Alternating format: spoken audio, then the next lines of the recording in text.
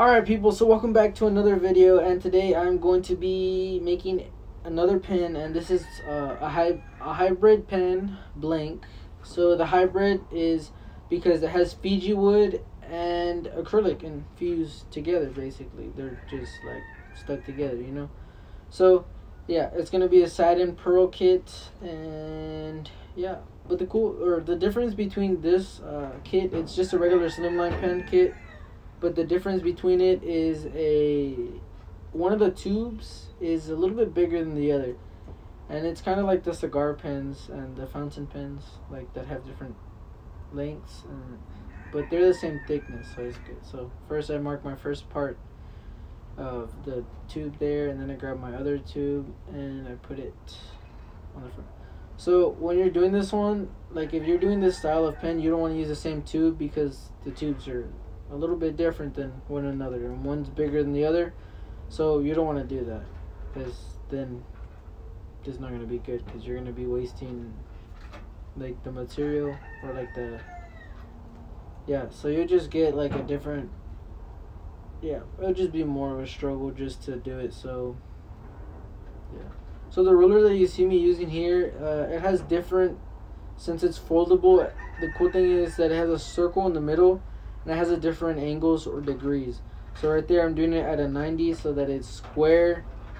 So right here I'm gonna start cutting it, and I have my Milwaukee my mini Milwaukee bandsaw that I got for my birthday, as I said in a few videos before. It works really good. It's a lot easier and quicker, but there's a catch to it. It's a little more dangerous to use this than it is to use a regular handsaw. So yeah, so first you'll see me cut it just a little bit. I mark it to where I have the line, make sure it's straight. So now that I've marked the line, I move the tubes out of the way so that they don't fall or get lost. So I mark a line on top, and I do that so that when I mark it, I can follow a straight line across. So it's basically a slit on the top, then I turn it onto its other, like onto the next, like turn it a little bit, and then I get it straight. So I don't know if you can kind of see it. There's like a little line on the top of it, so I follow that line as a guide so that I cut straight, because if not, it's kind of hard to follow or cut straight, because you can cut kind of at an angle. So yeah, there's that. So now I have both my pieces cut and ready to go.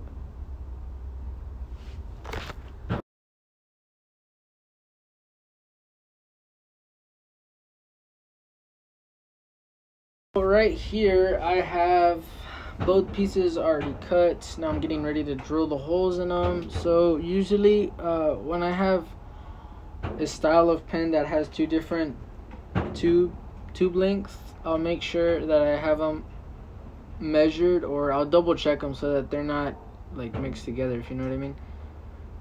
So yeah, let's get ready to drill them, and I'm using a 7mm drill bit, and that's like the basic size or the thickness that most pens are. And then you saw right there, just like if you go 10 seconds back, you'll see that I twist the piece of acrylic. I do that so I can get it centered, because sometimes the way or the shape that it's shaped, it doesn't get it going straight. You have to like turn and fidget with it until you get it straight as possible.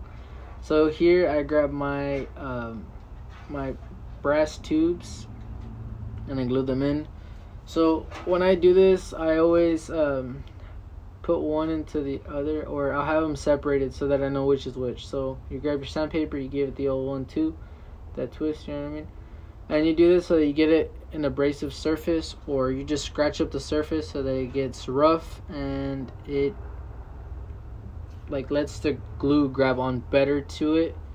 So yeah, okay, so now we glue the brass tubes into the pieces. So I always double check that I have my tubes on the right side, and like the size or the sides that I need it to be, so that I don't mix them up and glue it into the wrong one, because if you do, it sucks. You can't really take it out because it's glued in there. And yeah, so you see I spin it in, and and now I push it in with the other one. I have that habit of doing that so that I don't get it on my fingers, because there's been times where I do that and I get it on my fingers and it sucks.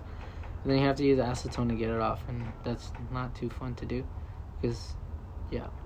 So I grabbed the glue, kind of went out of the frame here. So I put the glue, and while I'm putting glue, I'll twist the tube so that I get like all the way around and not just on one side. And also another thing that I do while I insert the tube into the hole, I twist it around so that the glue spreads all the way around as well. And then I use a piece of acrylic and I push it down. So right here you see me grabbing a little bit of the powder, sprinkling it on there so that I see where the glue is at and I don't get stuck to it as well. So that's another habit that I have of doing, so that I don't get stuck to it. So now we get ready to use the reamer, and this is a 7mm reamer, so it's the same as a drill bit. And the cutter head, I don't really know the diameter size of it, but yeah. So right here we get ready to do, or to put on the acrylic onto the lathe. So usually when I put it on, I always look at it before, and I always want the pattern to be continuous, or the way I cut the acrylic, I want it to stay the same. So I basically, say you have like a cross, right, or like a name, and you cut it in half, you're gonna want to put it to where it spells the same name, right? So that's basically what I do. It's just like a puzzle piece. You just match it, and yeah. So that's what I do. So yeah, I make sure everything's tightened up, and I get ready to start cutting into it. So right here you see me focus onto it a little bit. I grab my tool rest, I start shaping it, and you'll see me use different types of chisels, and then you'll see me adjusting the height of the toolbar, and then I sand it. And then once I start sanding it, I'll start wet sanding it because of the acrylic that it has on there, and I'll sand it. You'll see me sand it with regular sandpaper, and then after the wet sanding, I put wax on it so that it gives it that finishing touch. And now you can see what this pen looks like once I'm taking it off the mantle. I don't think I do a rotation so you can see. But yeah, these pens, they come out really smooth, really pretty.